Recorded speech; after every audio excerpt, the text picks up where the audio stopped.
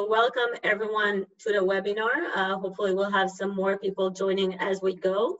My name is Nofar Hamrani. I'm from the Israel Innovation Authority, and we are here to present to you today about the KGPA Plus Special Edition program that we have for collaboration between Israel and Japan. We will start, and we will also have this recording shared with you later. So even if you miss some parts or if you need to leave in the middle, don't worry, you will have this available for you at any time. So first of all, we would like to thank to all of our partners.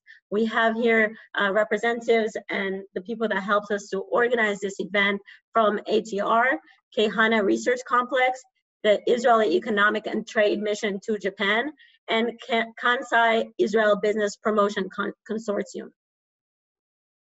What we will have today for you is opening remarks and a presentation about the program, and then we will talk about opportunities in the new reality with Japan.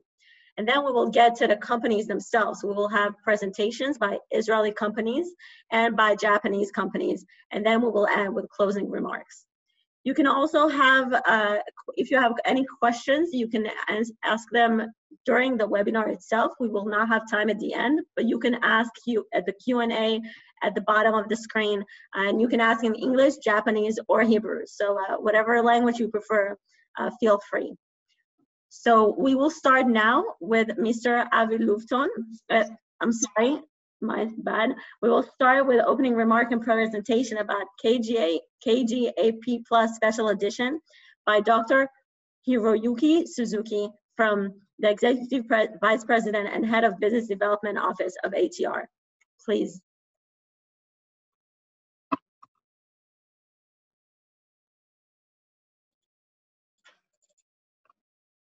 And I know that there are more than 300 registrants today, so I'm very glad to know the big number. Today I will talk about KGAP Plus and KGAP Plus Special Edition.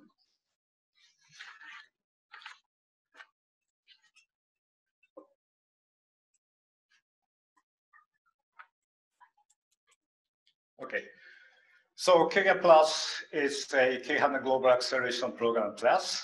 The aim of this special edition is to take the initiative in innovations with global innovation partners in the and after COVID -19 era. This event was started for planning in the middle of April when I got the email from startups graduated from our KGAP Plus program. And I was quite delighted to get the email because our ecosystem is still working. But at the same time, I need to wake up. I need to do something to make innovation in this very tough era. So we started discussion within ATL and talked about our global collaborators. And today we are having the first event with Innovation Authority in Israel. That's really great for us. So objective of this KGAP Plus Special Edition is divided in 3 parts. Firstly, to share and exactly recognize the current situation in human life and business, and there's COVID-19 pandemic. Then we give startups a chance to meet with supporters and partners, investors, and customers. And lastly, to discuss and find ways to achieve innovations in the human life and business in and after COVID-19 era. So schedule of KGAP Plus Special Edition is depicted like this. We started first a series of web events with our global partners. Today we have the first part 1 with Israel Innovation Authority on June 11th. That will be followed by New York City Entrepreneurs Roundtable Accelerator. Then the second part with Israel in July 8th, and Canada, National Research Council, Canada, on July 9th. We are also discussing with having this similar type of events with India, CII, and Hong Kong Science Park, Technology Parks, and Barcelona Activa, and 4 years from now. They are all our collaborators, which was made during the Keihanna Research Complex project. And late July, also online, we will have a demo day, and 10 selected startups during a series of web events will be qualified for the KGAP Plus 2020.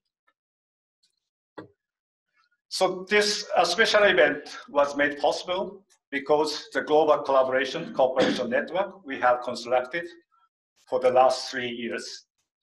Totally, we have collaborating with more than 400 organizations all over the world, including overseas organizations, more than 170 in 17 countries.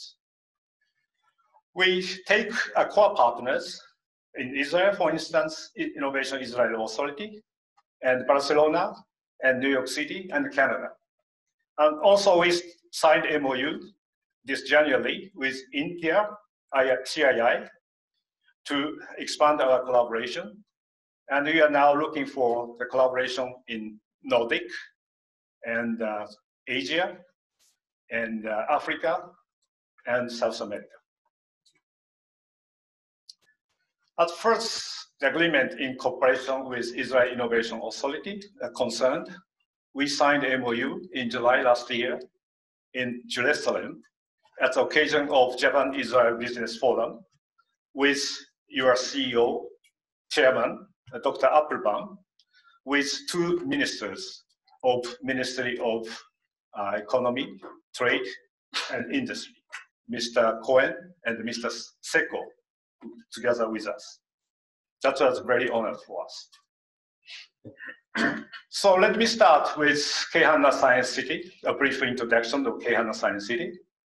Keihanna Science City is located in the western part of Japan, in the middle of Kyoto, Osaka, and Nara. And it looks like this picture in the right-hand side. There is a main road here, and along the main road, many R&D sectors of big industries are located. They are potential partners of your startups. And what is also important is people are living near the institute. You can count on these local residents for achieving POC.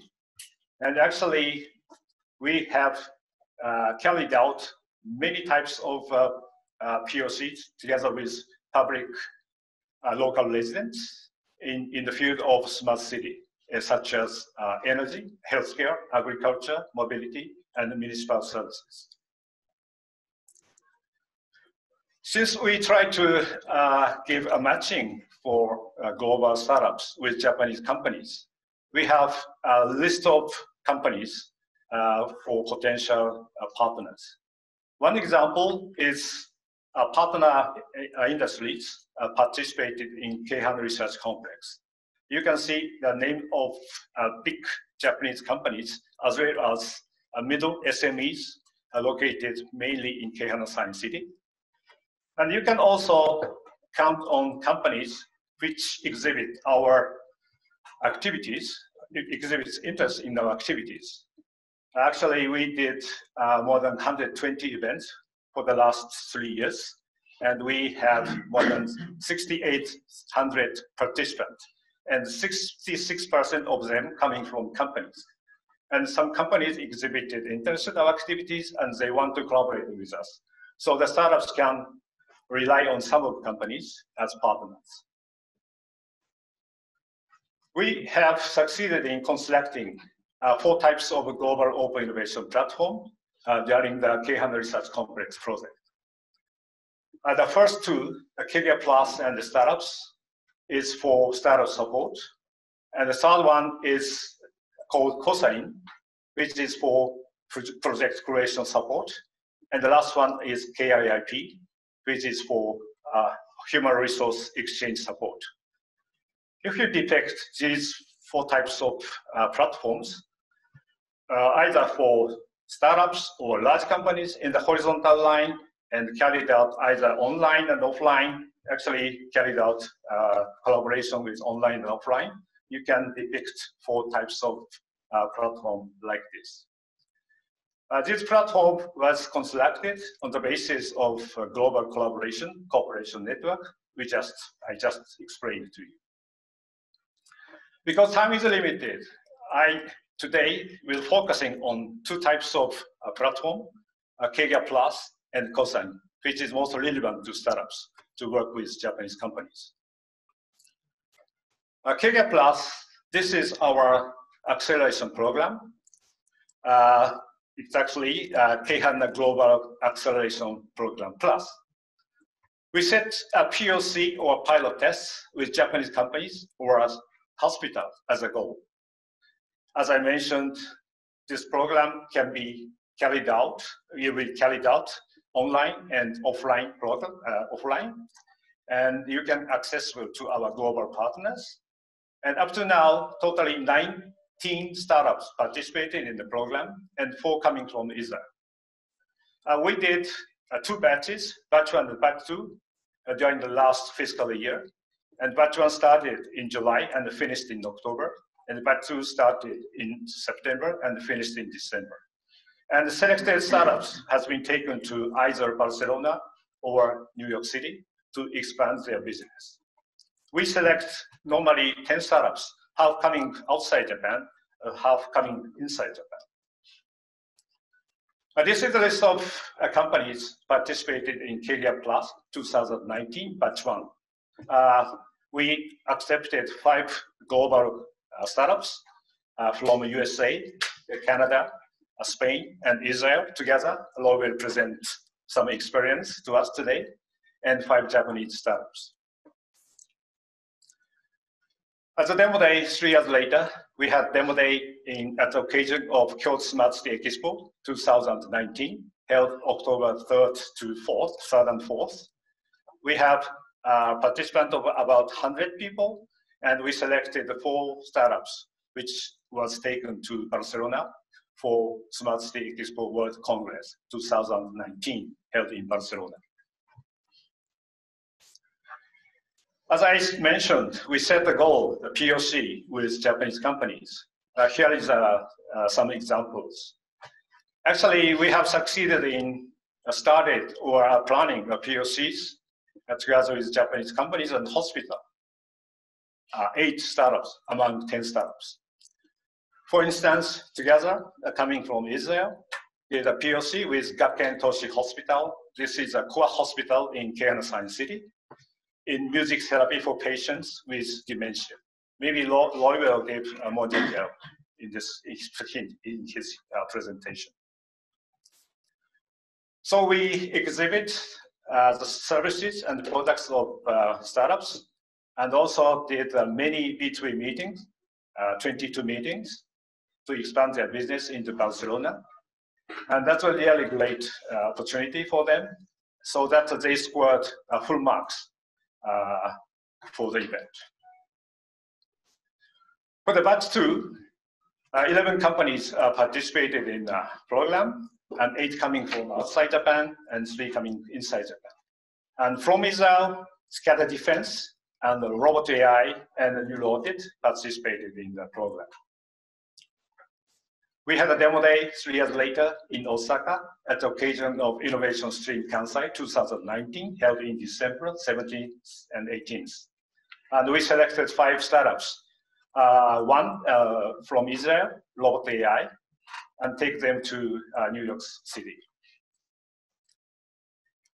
7 startups have started planning the POC with Japanese companies out of 11 startups. That is good. And also other 2 startups have established their business models. There are 4 examples like this, and I would like to mention 1 example between New Audit and Astem. New Audit is Israeli startups, and Astem is a Japanese startups. Both of them has expertise to measure brain activities in a different ways. So they cross-check their ways of measuring brain activities, and we found that they are quite successful. So we take 5 startups to New York City to have ERA 1-week special bootcamp 2020. Unfortunately, in New York City, corona pandemic just started. So we have, in some way, restricted to do some big events. But that's really a good experience for startups, I believe. They had a pitch training, a very severe training, and mentoring, group mentoring, and solo mentoring, and workshop, and have demo day in a smaller scale. The second example of a platform is Keihanna, which means a Keihanna open global service platform for accelerated co-innovation. This is a project creation platform for solving issues in companies by global open innovation. So in this platform, ATL tried to construct a best effort team for the particular issue, maybe with the help of startups, maybe with the help of some professors, and try to solve the issue as much as cheap as possible and as fast as possible. 11 projects have been conducted for the last 2 years, with 9 projects in the last fiscal year, 2019. So it started working quite well. So startups can utilize this platform also. One of the examples of Keihanna projects is held 2 years ago in October 22nd and 24th. Tollway construction company specializing in sand culture went to have a kind of a scientific evidence that the sand culture is effective in reducing stress level of people. So we invited totally 7 startups from Israel and the Silicon Valley, which have expertise in measuring the emotions of people by means of, for instance, facial expressions and the voices and the brain waves and the vital data and the breath. And we found that the Elegant Monkeys CEO Nimrod will also give a talk today. It's very good at measuring the stress level by vital data, and they behave very good for incorporating with Japanese companies. That is also a very important factor to work in Japan, I believe. So we finally signed an agreement on joint implementation with Tollway Construction and the Elegant Monkeys and the ATL in May last year in Osaka at the occasion of Japan-Israel Innovation Forum. And we did a bigger scale POC of about 200 subjects by the end of October, and it was really successful. So what we try to achieve is a kind of a 2-dimensional relationship, acting Keihanna Science City as a hub to connect these our global partners. For instance, Israel startups, if worked with us, of course, can expect some investment and partners in Keihanna Science City and in Japan. Also, we can connect Israel startups, either Barcelona, USA, and Canada, and they have a chance to be invested or find the partners in these countries. Before finishing my talk, I'd like to briefly mentioning about a situation in COVID-19 in Japan. The figure shows the increase and the decrease of the number of newly confirmed cases in Japan. In the early April, the confirmed cases exceeds 700, but after that decreasing quite rapidly. And now maybe somewhere less than 50 new confirmed cases are being found. The government declared the state of emergency in April and lifted state of emergency in 1 month later, May 25th. We try to avoid the 3 C's to reduce the number of newly confirmed cases, closed spaces, crowded places, and close contact setting. It seems that strategy worked quite well. So total confirmed cases in Japan up to now is a bit more than 17,000, and total recovered more than 15,000, and total deaths is more than 900. I will not say the number is small, but still the number is not so large if you compare with the figures in Europe and United States. Startups and the COVID-19 pandemic, maybe you are losing opportunities in investments and collaborations because a big sales decrease are being realized in companies invested. Also start review of business plans in partner companies. But this time is the right time, I believe, of finding a new opportunities. Because people say the changes are irreversible, and to respond to this crisis, you need to behave either coping or creating. Coping means doing all things in new ways. Creating means doing new things. So you need to do something new. So you find opportunities to do something new for startups. And I believe the global collaborations are essential to achieve these goals. So people say we are living in new normal. What is human life and business in and after COVID-19 era? I don't know exactly, but the people say there should be a change in human life and business. The keywords here were personal, maybe increase in personal needs, and the rise of contact-free society and economy, and maybe change it from urban concentration to decentralized community, and digital transformation be accelerated, even in Japan. Also, I believe the way the innovation will occur will change quite a lot. So innovation should be used to create societies for human. And innovation will be conducted from a technology-driven innovation to social issue-inspired innovation. So the innovation created should be created in real human life and not in the laboratory. So to do a POC with startups is very important, I believe, in the real human fields. We'll have, in 5 years, a very good event, Expo 2025, held in Osaka and the Kansai area.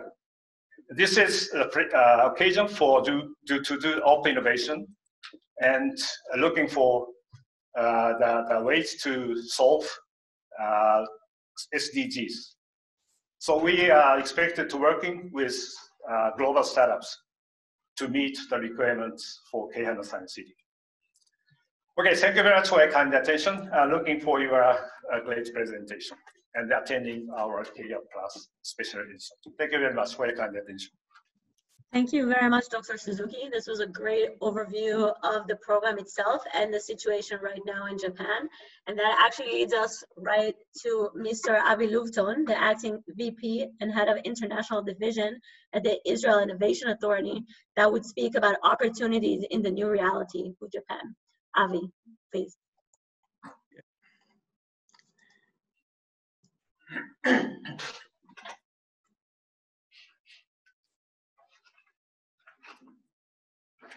I'm not sure that you can see the slide. Yes, we can see it. If you can just click on present, so it would be the full screen. I'm clicking.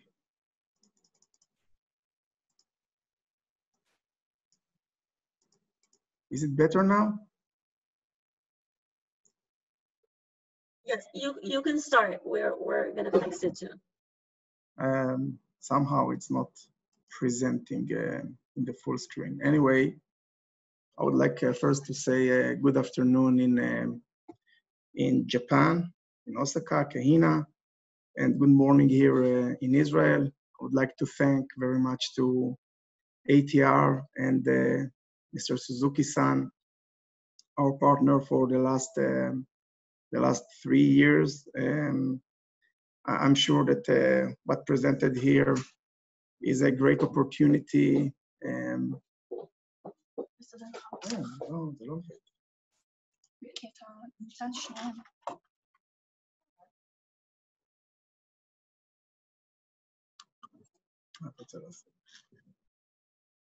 Just a second, we're trying to fix it, but yes, Avi, please continue. We will try to fix it as you go. So I believe that what presented here by Mr. Suzuki-san is a great opportunity for Israeli startup and innovative companies to collaborate those new opportunities that we are facing in the new normal of Corona. And I'm very happy to be the first partner to ATR in such a web event. And as you saw, there is a second part in a short time in the future. My presentation basically somehow will connect to the end of Mr. Suzuki-san presentation and ended by its beginning of his presentation. So it will be a very short presentation that will try to highlight 3 items. The first one in some aspects on the national dealing with the Corona, the challenges of Israel and what are the opportunities. Second will be focusing on the IIA, the Israel Innovation Authority activities. And the last one, what are the main frameworks that we have. Oh, now it's better. The best frameworks that we can offer to both sides to collaborate. So the first slide is with the Corona, basically dealing about what actions have been taken in Israel. I think this is the reason that we are quite in a good shape relatively to other nations and countries. And those figures that you can see here, less than 18,000 affected cases and less than 300 dead people as a result of the Corona. I think this is basically from the reasons of the actions that taken here in Israel, like closing the borders and keeping the social distancing. By the way, it's not keeping well at that time now, but at the beginning, I think Israel behaved quite well and make the right actions that brought us to these numbers. There were targeted closure during the national holidays and hotspots, contagion chance pinpointing and preparedness of the health system. I think those reasons were a good reaction or feedback to the coronavirus effect, and I think we should learn from this. And by the way, we are now in a time that we do not know if this pandemic is going to a second wave or we are in the middle of something not really certain. So we will see, but I think some of those lessons learned well and will be used in the hopefully not, but if will be an additional pandemic, so we will know how to behave better. Now, those are, I think this is a list of insights and opportunities that we all should learn from this new normal situation. And I'm not talking about the obvious thing to develop a new vaccine. This is obvious, but I think every country or every organization should learn a lesson from this time, from the coronavirus disease.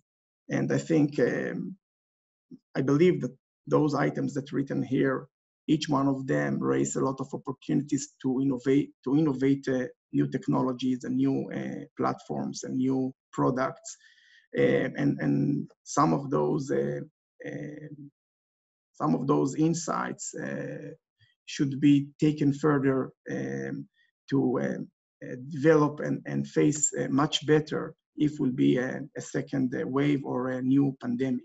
like improving our laboratories and testing equipment, enhancing local production capabilities and medical equipment and food. You need to count on as much as you can on your own.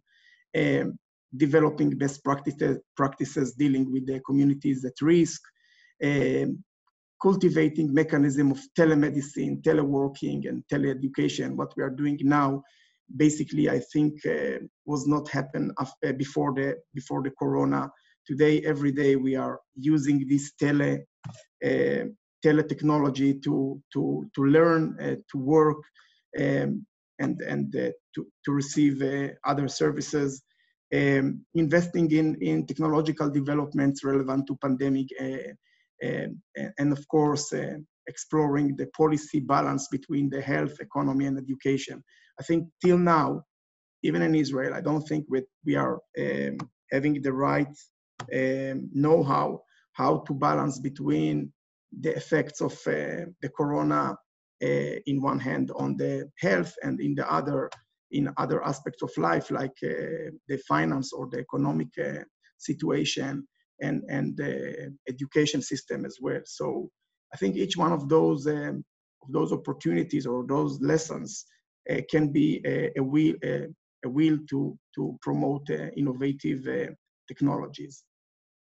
You can see here that few examples of breakthrough technologies that raised up, especially during the coronavirus disease. And for example, MIMED that distinguish between bacteria and viruses, and Aleph farms that try to deal with the lack of meat, so developing meat by cells, or VIR that have new sensors that can sense you remotely, your heat temperature, heart rate, and parameters like that. So all of these companies can now be much more, let's say, they can grow. They have the opportunity to grow and to commercial their ideas and technology. A few words about the Israel Innovation Authority. As I mentioned, we are collaborating with ATR in the last 3 years. We signed also an agreement, as said by Mr. Suzuki-san. And just to give you an idea about the size and the figures about the Israel Innovation Authority, our budget is about $500 million a year. In 2019, we received almost 3,000 applications in all stages of project and companies, about 40% of them approved. We support all the ecosystem. It can be a single entrepreneur, startup, small, medium, and large companies. And of course, we are creating and establishing frameworks with the foreign entities. The main type of funding is conditional loans. It means that we provide a fund, and if the product generating revenues, in that case, we will receive royalties up to the grant they receive. Again, we are looking widely at the whole ecosystem and try to find the right solution for any market failures that we are facing. As such, as I said, any company in any size and in any sector can apply to us. Basically, we are around 300 people, about 140 employees, and 180 experts that evaluate each one of the 3,000 applications that we receive. Now, what the Israel Innovation Authority focused on during or as a result of the corona. So the first thing was in the health aspect or related to the corona itself.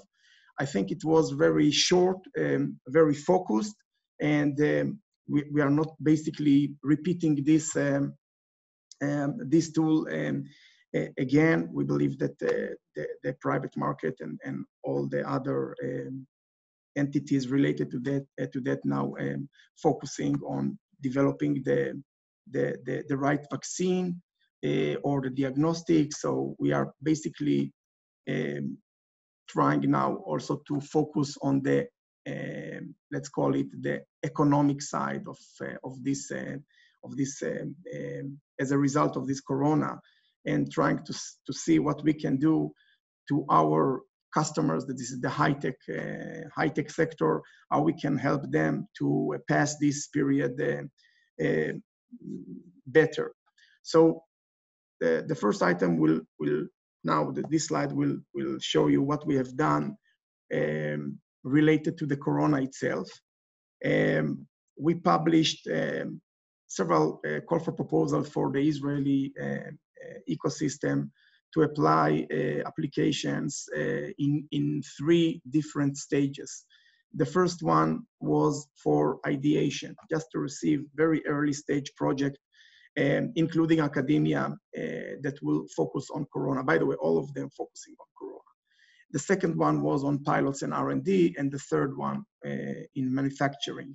In total, we received about 800 applications, and we approved about 90. We received for that something like $15 million dedicated only to this corona, and basically we are not opening in the near future a new call for proposal dedicated to corona. Of course, they can be applied in any other channel that we are supporting. We are not eliminating corona, but we are not dedicating a call for corona. You can see here how those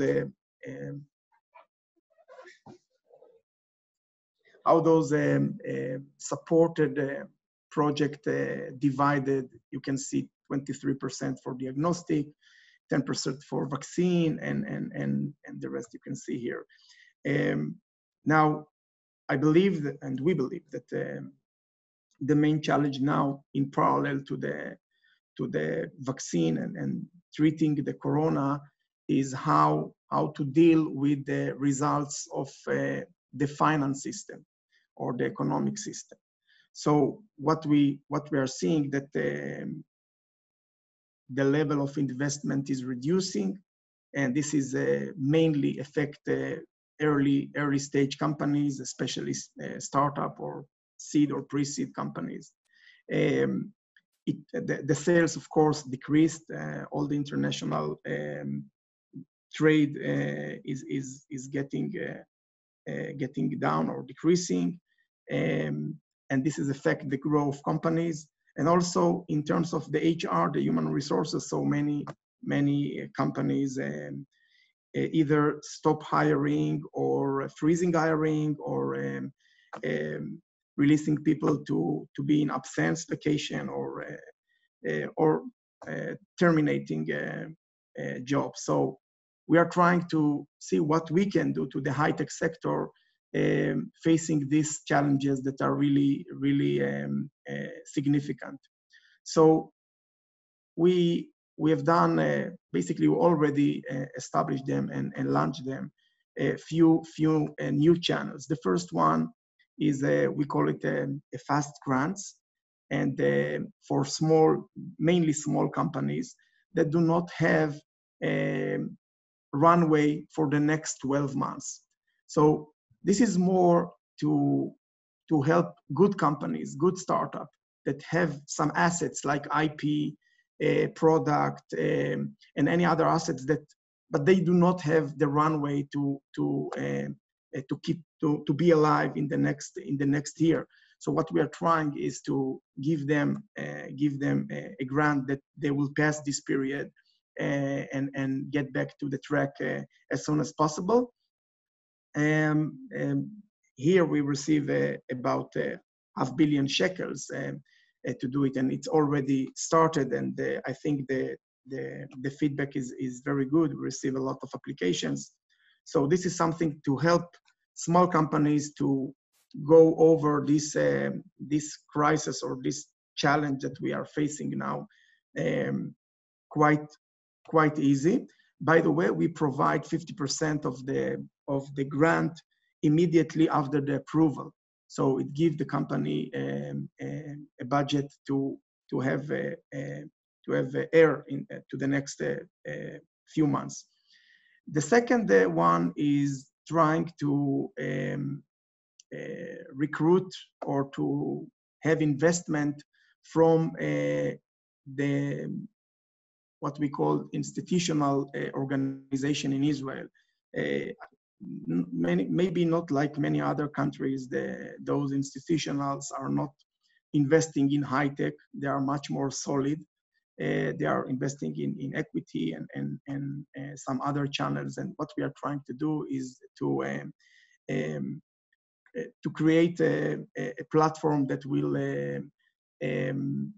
be very, it will, with incentives that will cause them to invest in high tech. So this is something that's really, really new. It's launched, I think, a week or a few days ago. And we are expecting, again, to infuse or to inject more money to the high tech, high risk funding from those organizations that traditionally are not in the high tech sector investments.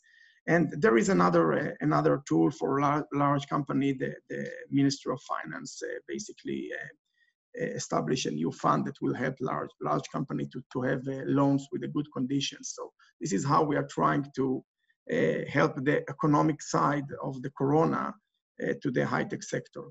The last thing that I would like to present and share with you that we already have several framework. I will put them in two main channels. The first one is with NEDO.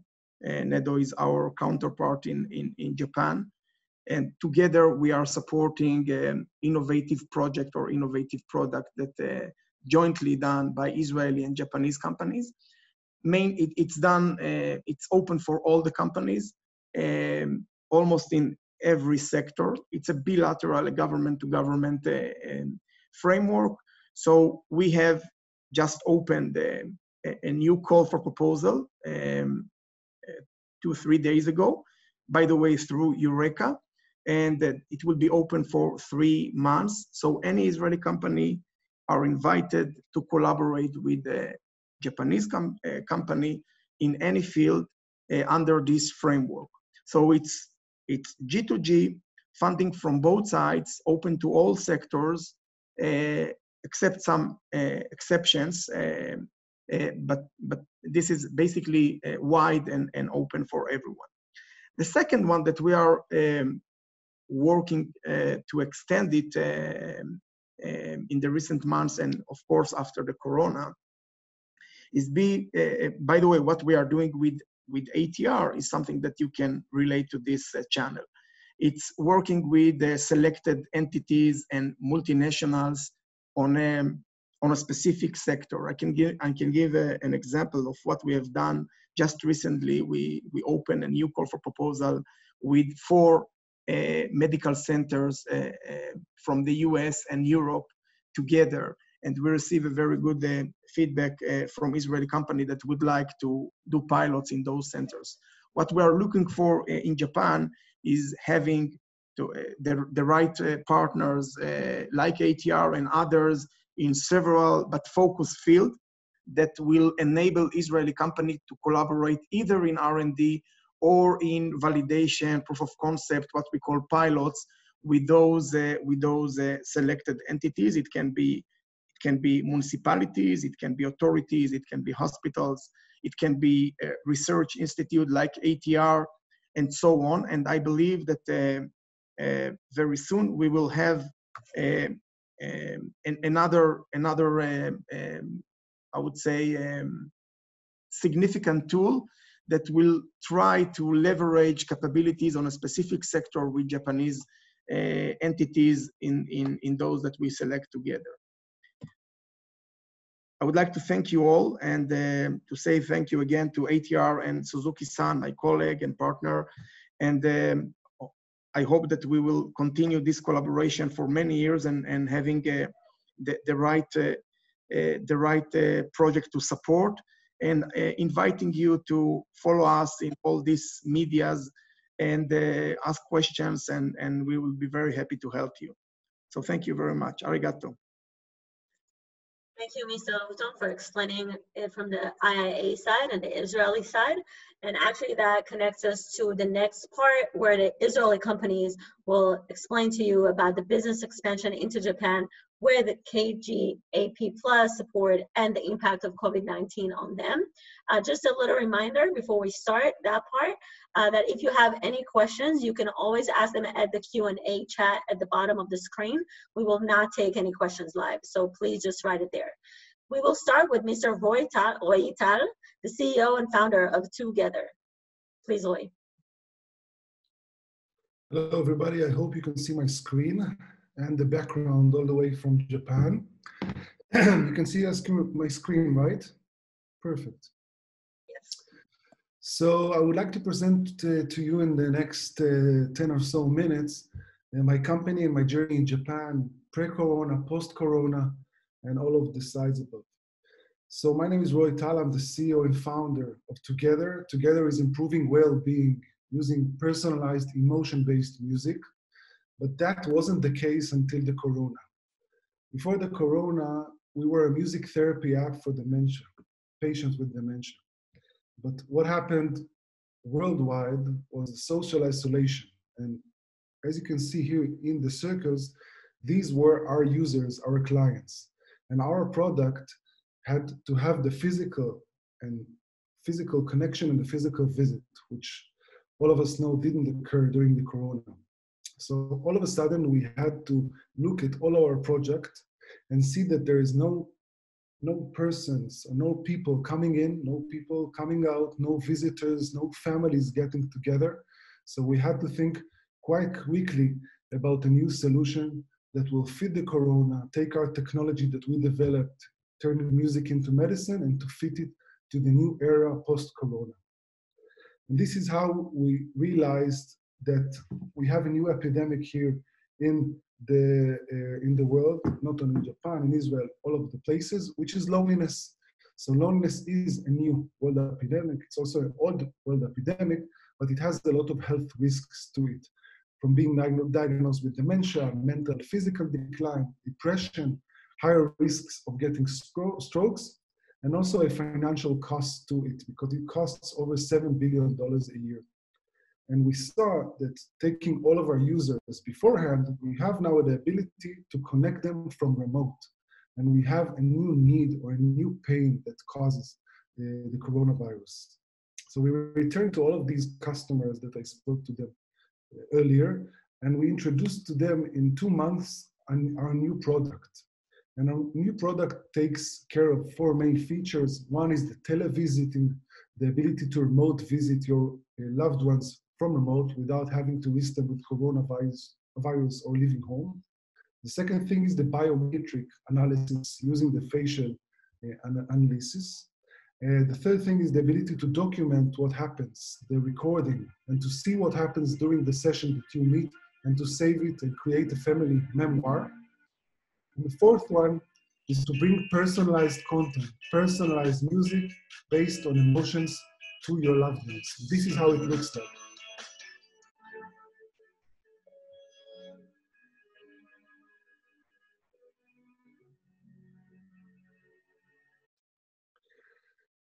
So we also, because of the new need and because of the new pain of the coronavirus, not being able to meet, we were able to take it and to foster it to new improvements and new technologies for us, to take mobile phone with mobile phone, camera with camera, and to take a lot of data points from this session and remote session, and to create a new technology for us. So the coronavirus really changed our plans. Together worked worldwide before, and it is working worldwide again now. And I want to speak a little bit about, of course, the subject of this matter, Japan. We were very, very, very lucky to participate in the KGAP Plus program. I think that in our company, we say that in 3 months of this program, it advanced us 3 years of doing in Japan, because the guys in the KGAP, Suzuki-san and Maki-san, we call them the father and mother of Together. They really took and created for us a lot of meaningful opportunities. You see here in this picture, the 2 main ones. The left is the KGAP program that we participated and got mentorship and got a lot of meaningful work. And also we were able to create a POC with a very amazing hospital in the Kyoto prefecture. And for the right side, we were chosen to participate in the World Smart City in Barcelona as a part of the KGAP booth. So we chose Japan as the first market, not only because it has great food, as we all know, especially in Israel.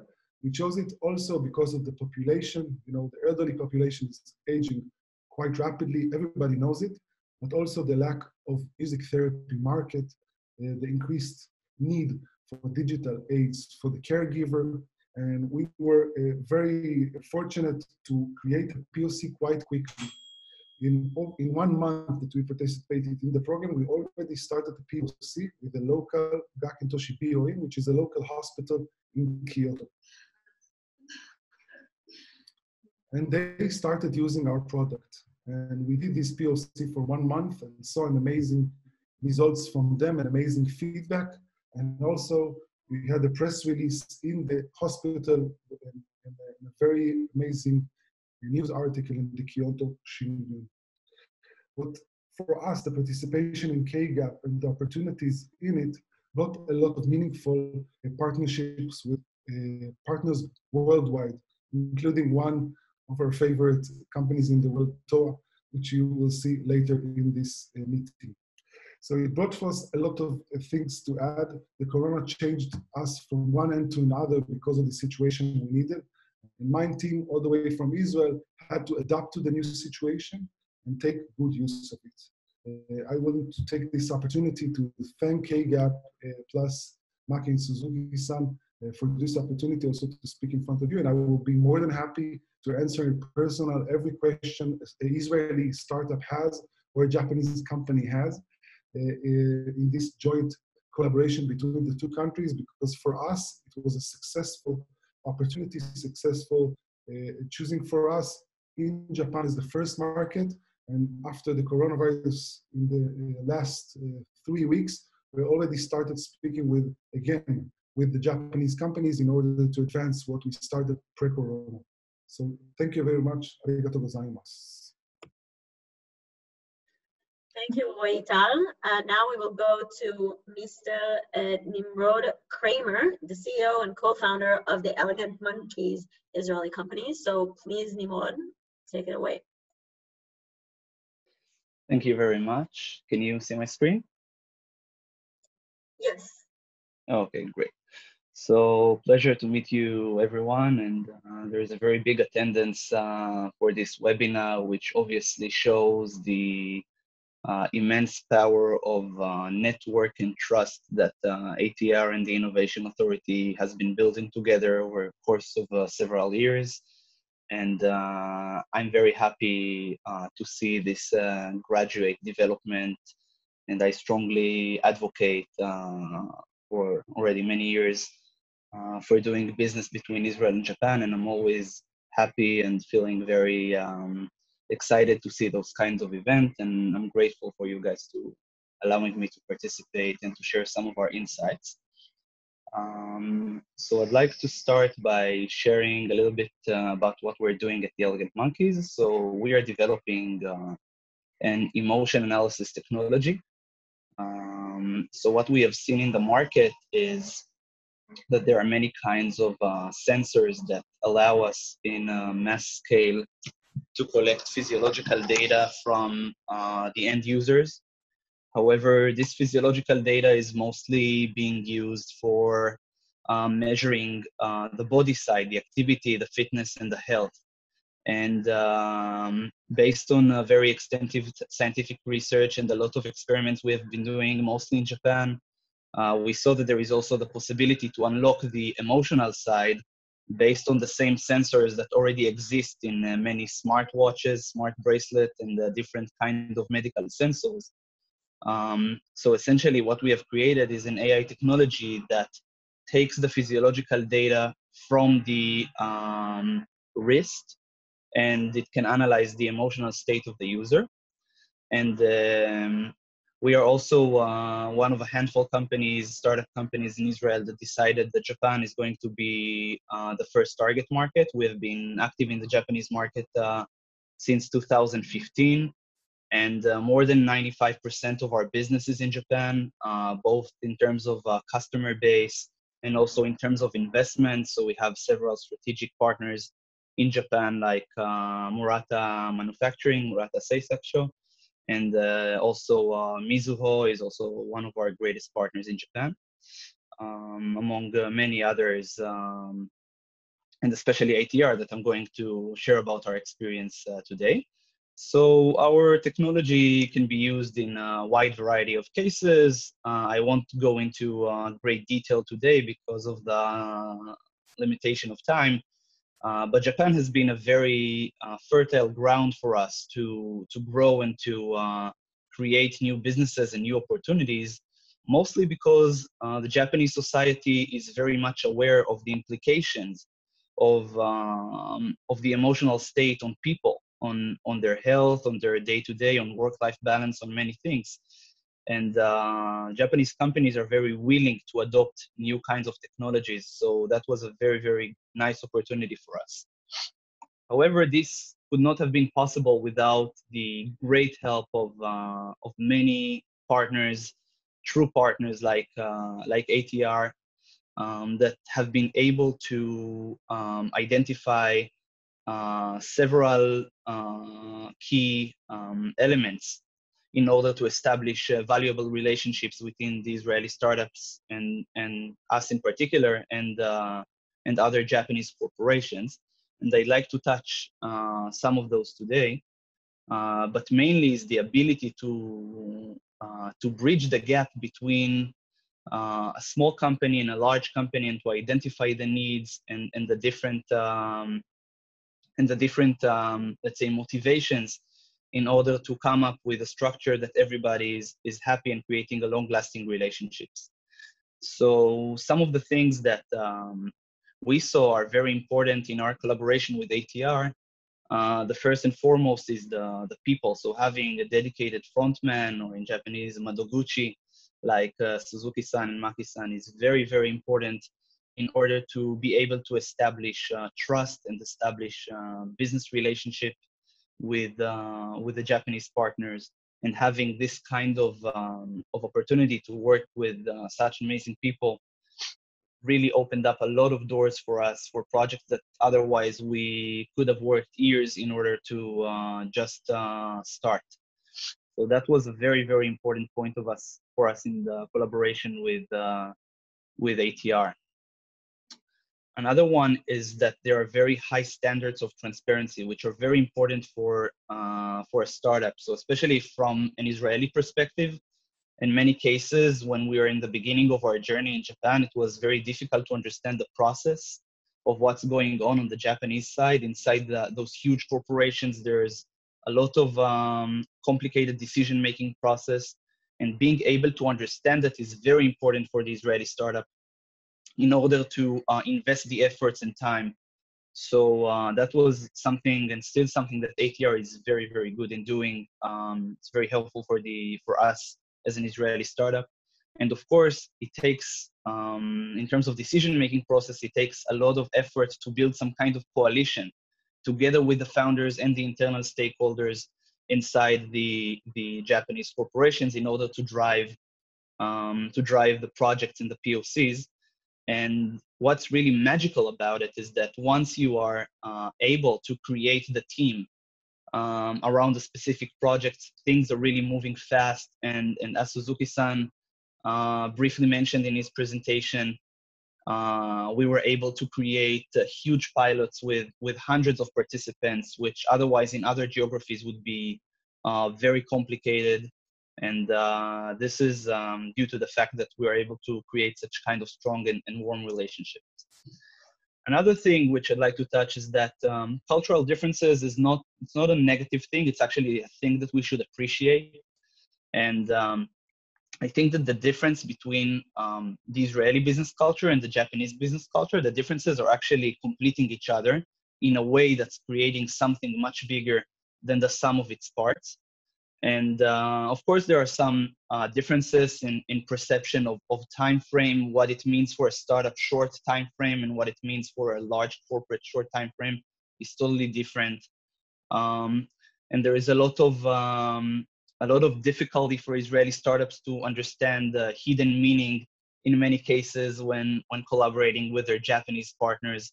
So being able to openly discuss those cultural differences is very important. I'd like to give you an example of something which might be a little bit funny, both for the Israelis and the Japanese in this panel, is that, for instance, from an Israeli point of view, we are a society that's constantly challenging with many problems. So we got used to creating solutions, to improvising, and to tackle different challenges. And in many cases, when Israeli startups are communicating with Japanese companies, so there might be some occasions where the Japanese companies identify a certain challenge. And they try to communicate it with the Israeli startup, and they say that, for example, they have a very nice meeting, but at the end, the Japanese companies say that it's going to be a little bit difficult, or in Japanese, it's mutsukashi. So from an Israeli point of view, we see it's only a little bit difficult. So if it's a little bit difficult, we can solve it. So we're very happy to hear that it's only a little bit difficult. But in many cases, from the Japanese perspective, a little bit difficult is a hint that it's practically impossible. So been able to appreciate the cultural differences and to understand each other was really helpful for us to understand where to invest our efforts and to dig deeper, and where we can try and find different ways to go ahead. And at the end of the day, obviously, it's all about relationships. This is true both for Israelis and both for Japanese. We highly appreciate the interpersonal trust and loyalty, and being able to establish such honest friendships was very, very important for us to set up a foot with ATR's partners and with ATR themselves, and we've been able to execute many, many great opportunities. So, and on a final note, I just like to touch a little bit like how we experienced COVID-19. So having been working in Japan for many years, since 2015, we already had a very, very big network base of many companies. So for us, actually, we were able to continue the communication with many of our partners and our potential clients, even though COVID-19 hit. But what I could experience is that generating new opportunities and new leads was a little bit challenging, but to grow the current opportunities, or to deepen our relationship with our current partners, was actually easier. Because once COVID-19 started, many of our Japanese partners started working from home like us in Israel. So we had a lot of more time to communicate with each other, and less time constraints and schedule constraints. So that actually helped us to drive many of our projects forward.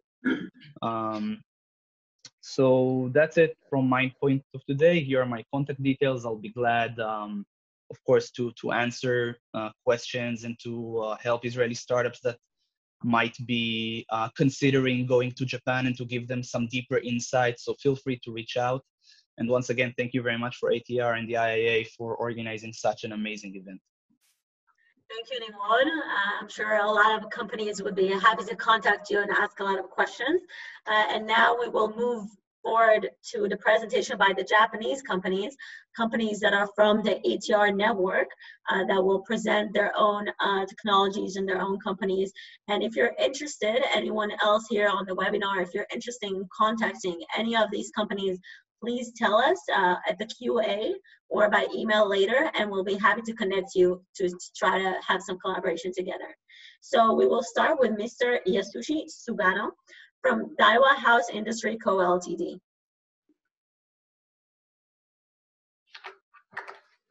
はい、大和ハウス未来競争センターの菅野と申します。まずは今回の新型コロナウイルスに罹患された方へのお見舞いと、医療従事者の皆様をはじめ、日夜感染拡大防止とこのような状況下で新しい社会に向けてインフラ構築、運営にご尽力されている皆様に感謝申し上げます。Hello everyone, my name is Sugano from the Future Co-Creation Center of Daiwa House Industry. Now, before I begin, I would like to offer my deepest sympathies to all those affected by COVID-19 outbreak. And I would also like to thank all frontline healthcare workers and all who have been working hard to prevent the spread of infection, and also to those who are creating and operating infrastructure for a new society in this situation. さて、今回のコロナ禍を受け、我々大和ハウスでも多くの社員がリモートワークへとシフトいたしました。実際にやってみた身としましては、感染拡大防止はもちろんなんですけれども、業務時間の有効利用など、他のメリットにもつながっているのではないかと感じております。So in response to this time's COVID-19 crisis, many of us at Daiwa House have shifted to a remote work. As I have done it myself, I realized that working from home not only helps to prevent the spread of the virus, but also has other benefits, like you can use your working hours very effectively.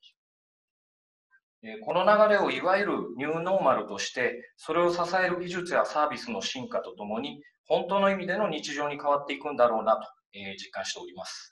And I feel that this change or trend will continue to evolve to what is called the new normal, and it eventually becomes our normal daily life, along with the progress in technologies and service to support such lifestyle. さて、本日ですけれども、我々が考えるアフターコロナ、ウィズコロナにおける暮らしの変化と、そこに必要なソリューションについてご説明をさせていただきます。Okay, now back to the topic. Today, I would like to explain our thoughts about the changes in lifestyle with and after COVID-19 era and the required solutions. まず最初に、我々大和ハウス工業について説明します。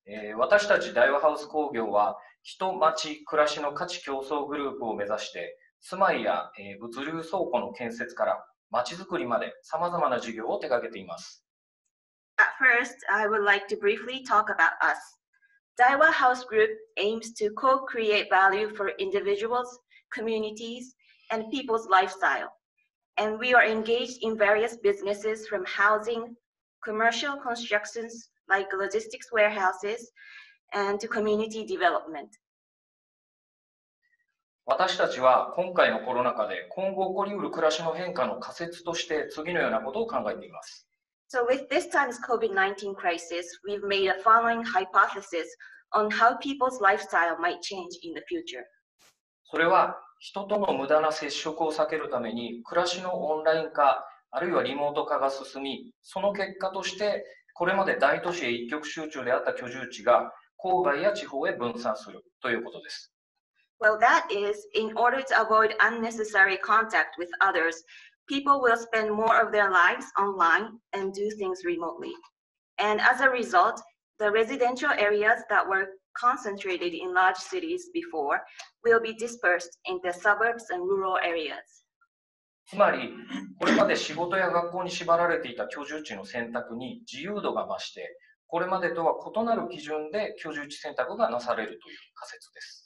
In other words, there is going to be a more freedom in choosing where you live, which was previously restrained by workplace or school, and that the people would probably be choosing their residence by different standards compared before. その中で、私たちはみんながどこにいても様々なサービスを便利に利用できる環境が求められていると考えています。So in that situation, we believe that it is required to have an environment where anyone can conveniently use various types of services anywhere you are. 例えば、住生活、健康医療、仕事や教育に関するサービスです。For example, services that are related to living, health and medical care, work and education. 実現のためには、こういったサービスをワンストップで利用できるソリューションが必要だと考えています。In order to create such environment and achieve this goal, I believe that it is required to have a comprehensive solution to provide each service as a one-stop service. ここで、私たちがイメージしているサービスの概要を説明しておきます。例えば、住まい探しに関するサービスです。Now, let me share with you our service overview. For instance, a service related to finding houses. オンライン化や AI を活用して、物件のリコメンドから確認、契約まで実行できるものです。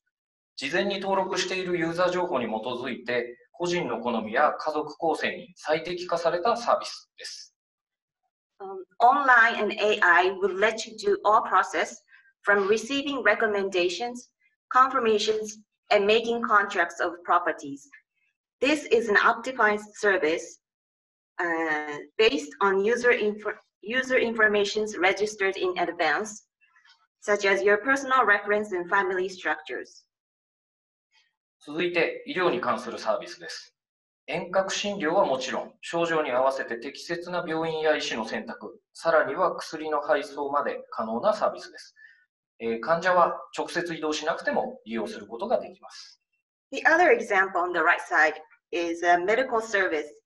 It is a service that allows not only a remote medical treatment, but also help you find the right hospital and doctor based on your medical conditions or symptoms.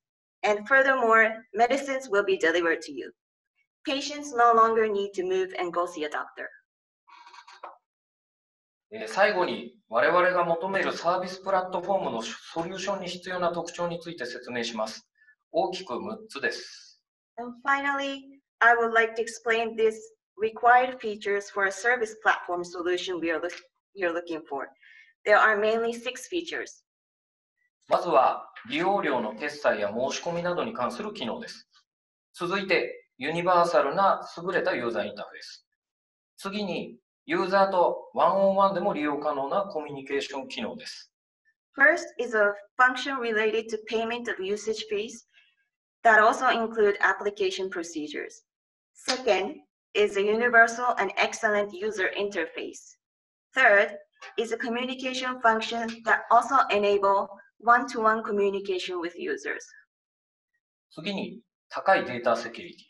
さらに他サービスなどとの連携を含めた拡張性。最後に個人に最適化された予測モデルです。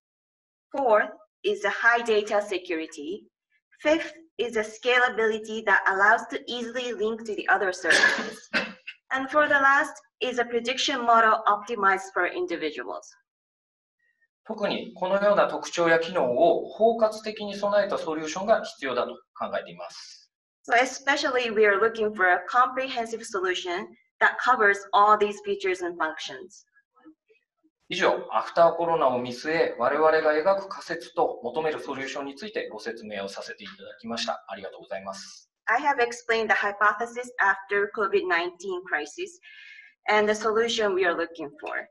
That is all for my presentation. Thank you very much for your kind attention. Thank you very much. This was a great explanation of exactly what you're looking for. So I hope that Israeli companies here will be able to contact you directly accordingly. Now, next, we will have Mr. Satoshi Miyata from TOA Corporation. Please take it away.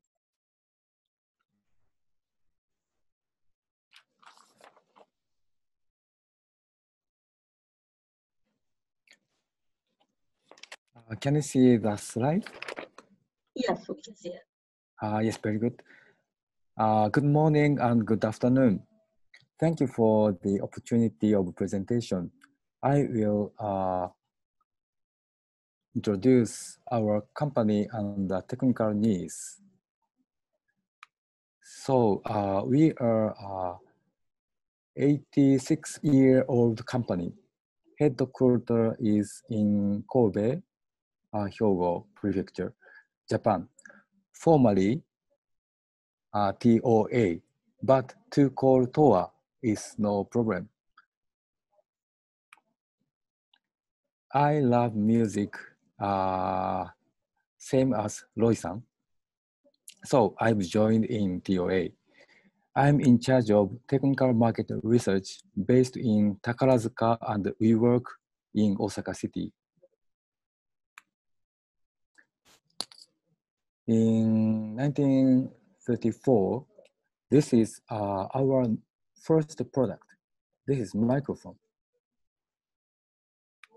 We had been developing the sound equipment, speakers, megaphones, and the turning point is 1968. triggered by a fire incident in the famous Arima Onsen Spring, we started to make emergency broadcast system. For 50 years, our business has been based on the emergency systems. We provide the information announce broadcast BGM in the facilities. Our business fills all of the public spaces. For example, airports, train stations, schools, factories, and so on.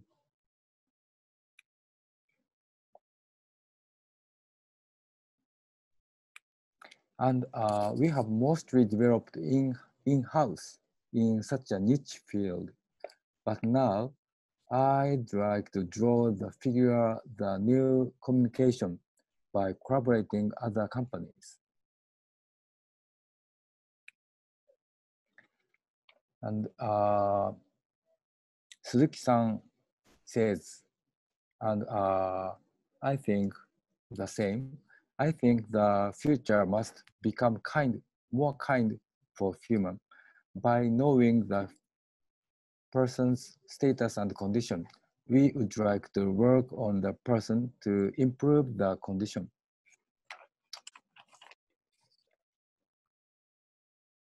Broadly speaking, our technical needs are three.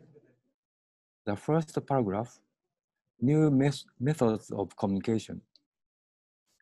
And the second, new materials and technologies to evolve the current sound system. And the last, this is technologies regarding to big data.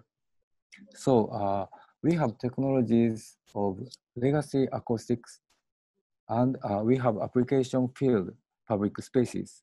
But we would like to evolve the application to the future.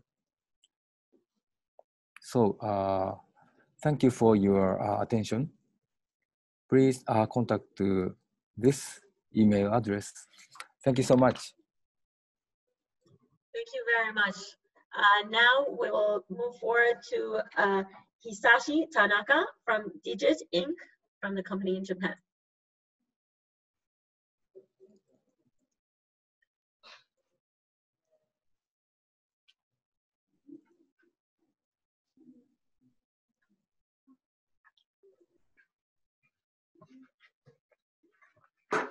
Thank you for introducing.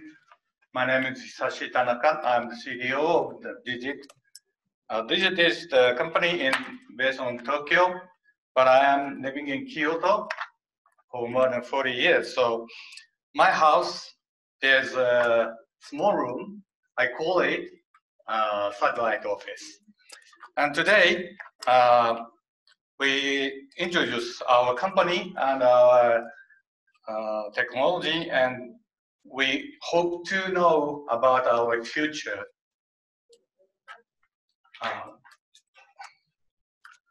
This is the company IRI. This is our mother company. We are added in this IRI group in this April 1st. IRI is a company that is listed in a Tel Aviv market. So we have a very strong connection and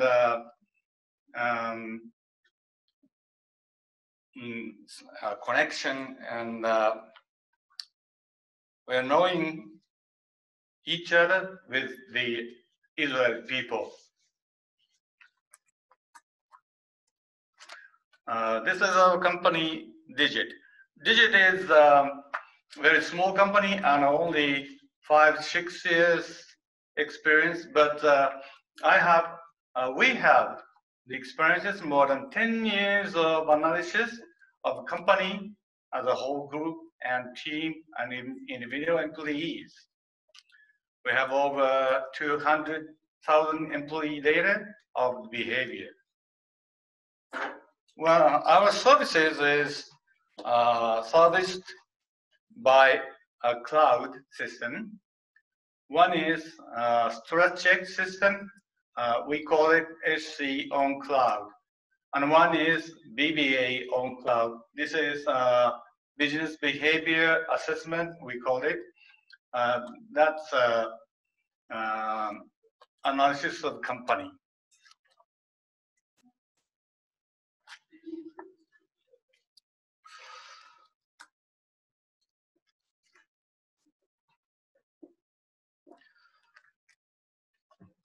Our business strategy mission is integration of HR tech with digital health.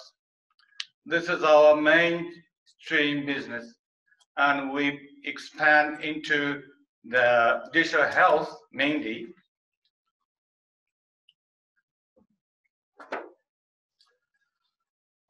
We have experienced, have a lot of HR tech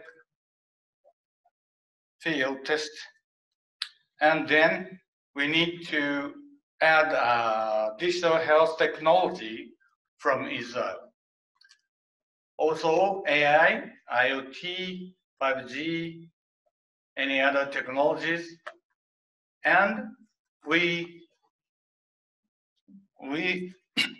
want to analyze our data and the other vital or some other data combined with the HR data.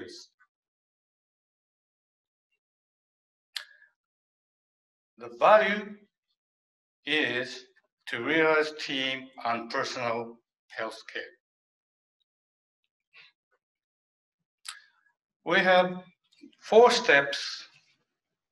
One, this is now data collection. This is almost HR tech. And second, this is the data collection of IoT data or vital data, i.e. heart rate, blood pressure, who are during duty. Step 3, analysis. After we collect the lot of data, huge data, we have to analyze it, and we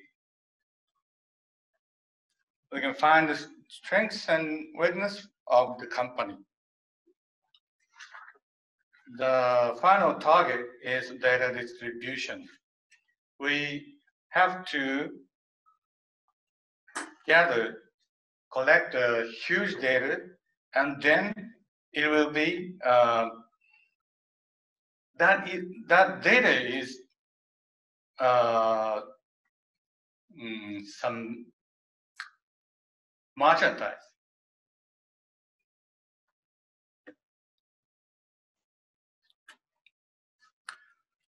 Now we integrate the HR tech and digital health.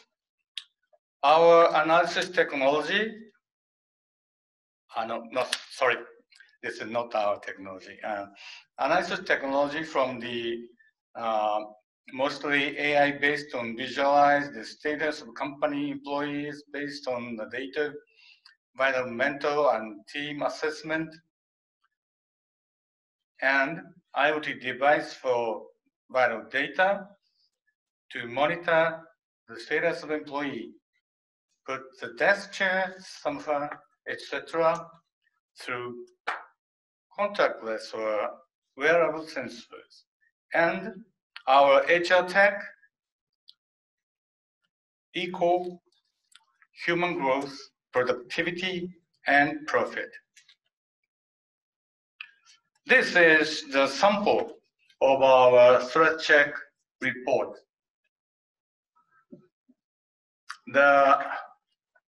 This is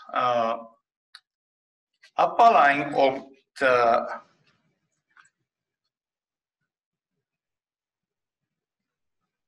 this is yellow part, and sorry, this is only a Japanese, but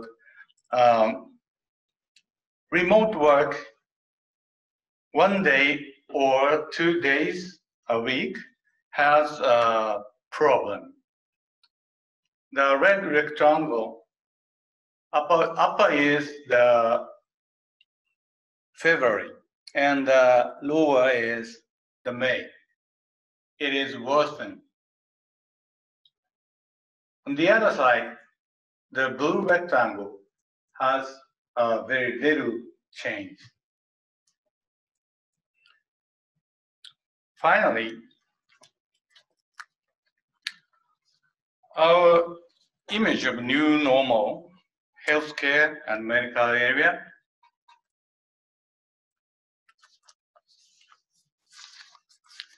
There is a keyword, remote sense and telemedical. Most important thing is now is how to prevent the nosocomial infection in the hospital or the other places like school or any other offices or something. We need to have remote sensing devices. We're looking for the devices right now. And also,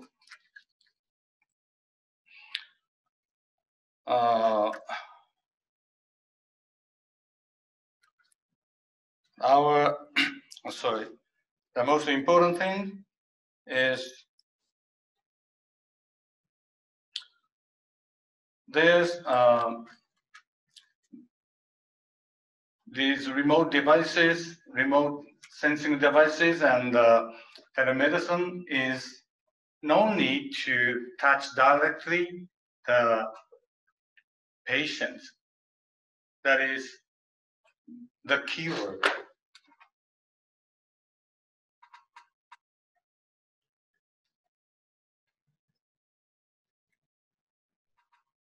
Mr. President Trump said it's going to disappear one day. It's like a miracle. It will disappear. But that is not real. We all know that's never happened. So we have to work in this area to prevent the infection of the healthcare people and the doctors, nurses, or something. Imagine the world that digital health and HR tech are integrated. That will not be the dream, but it comes true. I hope it. Thank you for listening. Thank you very much. And now for our last Japanese company, we will have Mr. Shinichi Murayama from Sumitomo Dainippon Pharma Co. Ltd. Please take it away, and then we'll have the last remarks and close the events.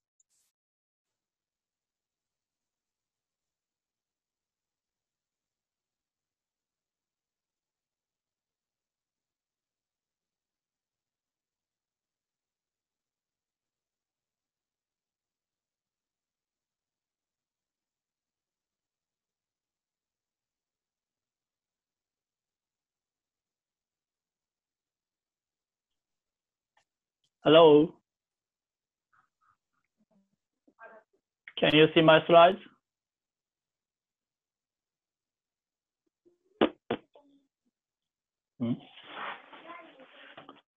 Yes, we can see it. You can start. Okay. So my name is Shinichi Murayama from Sumitomo Dainippon Pharma. The Sumitomo Dainippon Pharma is a traditional Japanese pharmaceutical company. But as you know, it is now getting more difficult each year to create new drugs. So we turn around and look at other opportunities, like uprising field in digital health or the innovative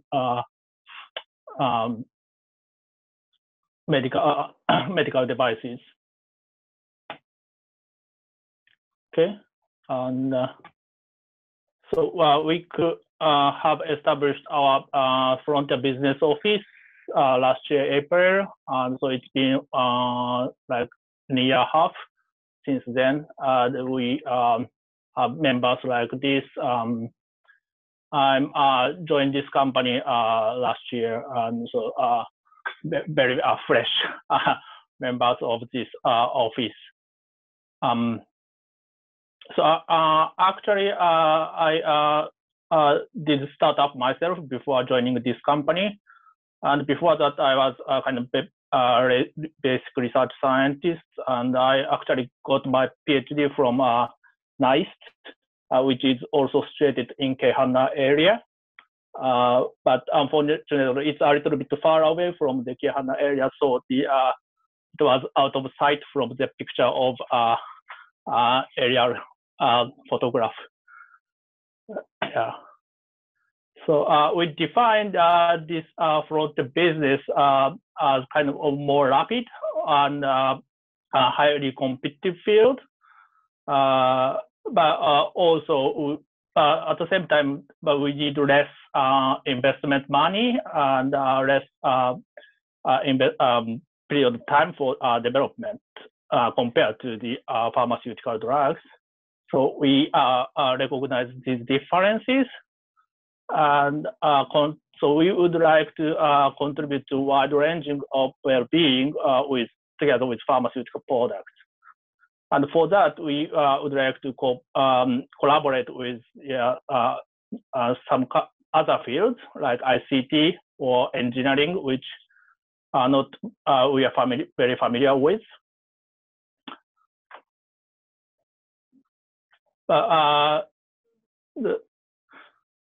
But in one condition that we would like to have some kind of synergy with the conventional pharmaceutical products so that we can create some kind of positive feedback. So as a pharmaceutical company, we have 3 focuses area. One is CNS, oncology, and regenerative medicine.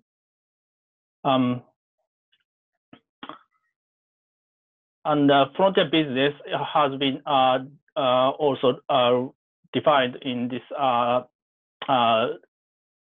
midterm management plan together with this focus area. So besides, we also define our platform that we are going to look for solutions. So if we take the patient journey on this side and have some business domains in the order of disorder type, then we can define 4 platforms. One is mental resilience and active aging, and patient monitoring and human augmentation fields. So we have some collaborations with startups which working in these spaces. So, as I said, we have already started collaboration with startups, and we so the Empatica is a company developing the wearable device which detects symptoms of epilepsy, and Melting is a company developing cyborg or robot. And that we think that we can utilize the technology for purpose of rehabilitation together with our regenerative medicine initiatives. And iComi is a company developing the mobile app which mitigate condition called PTSD that is associated with the dementia or Alzheimer's disease. Lastly, Drawbridge.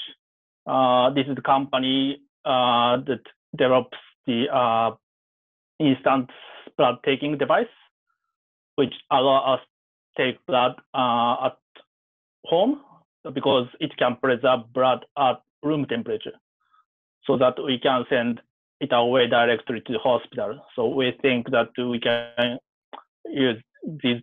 We need these technologies for realizing the telemedicine in response to this COVID-19 pandemic. So this what we have been doing, and thank you for listening. Please contact us if you have any questions or the if you're willing to collaborate with us. Thank you very much. Thank you. And we wanted to thank you, everyone, to all the organizer, panelists, and participants.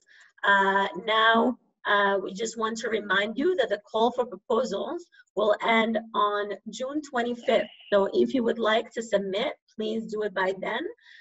And if you have any questions about the program or to the companies, feel free to contact us. The contact information is right now on the screen. And selected companies will be invited to present their pitch to Japanese companies on July 8th. So if you're interested in the program, please contact us. And if you have any questions, we're always here to answer it. Now we will send it, we will have ATR having any last words.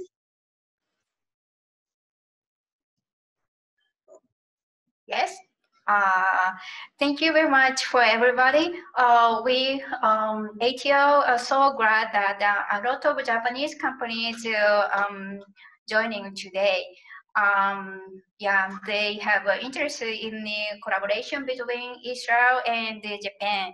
Yeah, so please come back again to the next webinar on July 8th and watch Israel startups pitching and create collaboration together with us.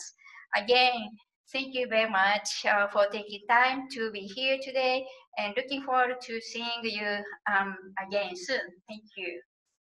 Thank you, everyone. Have a good day.